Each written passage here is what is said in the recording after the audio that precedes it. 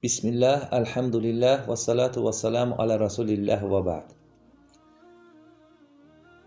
Rasulullah sallallahu aleyhi və səlləmdən kiçik bir xatırlatma. Bütün peyğəmbərlər yaradılış olaraq insanların ən gözəli və ən mükəmməlidirlər.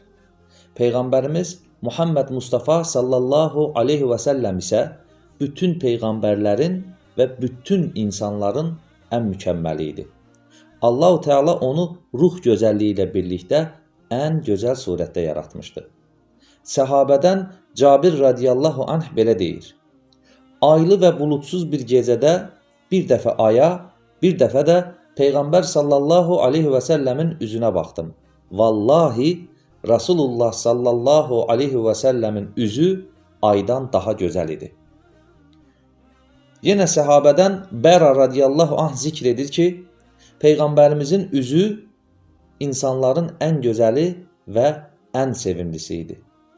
Rasulullah sallallahu aleyhi və səlləm danışanda da gözəl və təsirli danışardı.